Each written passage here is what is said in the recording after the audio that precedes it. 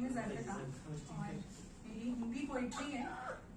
थोड़ा ध्यान से इसलिए सुनिएगा बिकॉज इसकी हर लाइन से या हर पैराग्राफ से आप में से कोई ना कोई जरूर रिलेट कर पाएगा।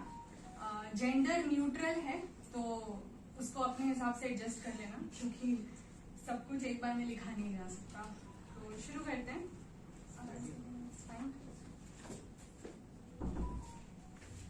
अभी ठीक है? Is it all okay? Am I audible in the okay, thank you. तो इस कविता का शीर्षक है क्योंकि तुम भी तो खास हो। वो जो बचपन में तुम अपनी फेवरेट चॉकलेट अपने छोटे भाई बहन को देते थे और तब भी बिना शिकायत के हंसते खेलते मिलते थे।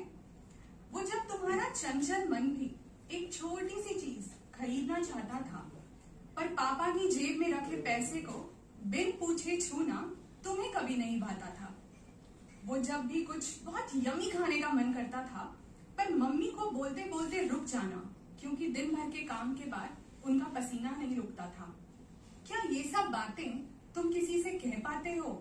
शायद नहीं, क्योंकि भूल जाते हो ना तुम खुद भी कि तुम भी तो खास हो। वो जो दोस्त तुम्हारी बड़े से कॉलेज में पढ़ने गई और वहीं वो बड़ा सा ग्रुप आज एक ट्रिप पर भी तो गया ना। हाँ ठीक है, नहीं जा पाई तुम, शायद इतने पैसे नहीं थे या समय कम था या दोनों होते हुए भी कुछ जिम्मेदारियां उठाने का तुम्हारा खुद का ही तो मन था। नहीं नहीं, ये मत सोचना कि कुछ गलत था इसमें। जो सब नहीं कर पाते वो किया है तुमने।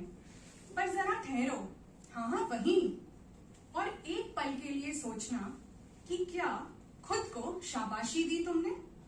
खुद की पीठ थपथपाई क्या? एक बार भी क्या कहा खुद को कि तुम भी तो खास हो? अरे हाँ, वो पड़ोस वाले अंकल का लड़का विदेश गया है नौकरी करने। तुम्हारी सीक्रेट डायरी में भी थी ना ये विश? आखिर तुम दोनों साथ स्कूल जाते थे और इसी एक विषय पर घंटों बतियाते थे। हाँ हाँ, सोशल मीडिया पर उसकी पिक्स हर दूसरे दिन आती हैं और तुम कुछ कहो ना कहो तुम्हारी नम आंखें सब कुछ कह जाती हैं। सपने कितने बड़े देखे तुमने, ऑफर लेटर भी तो आया था ना, फिर भी कुछ हालातों के सामने तुमने हिम्मत बड़ा दिखाया था। सबने कहा तुमसे, अच्छा हुआ रुक गए तुम, अभी ऐसे समय में तुम ही तो परिवार की आस हो। पर शायद सब ये कहना भूल गए कि ध्यान रखना अपना, क्योंकि तुम भी तो खास हो।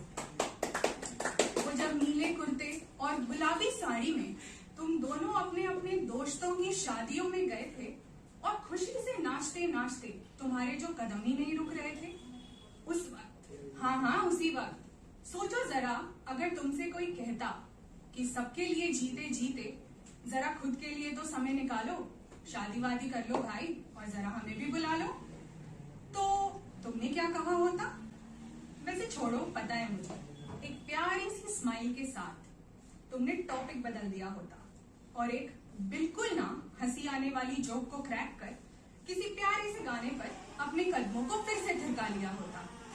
पर सबके सामने हंसते हंसते जो तूफान तुम्हारे भीतर आया होता वो तुमसे सुनने की जरूरत नहीं मुझे, मेरी नजर में, क्योंकि तुम भी तो खास हो।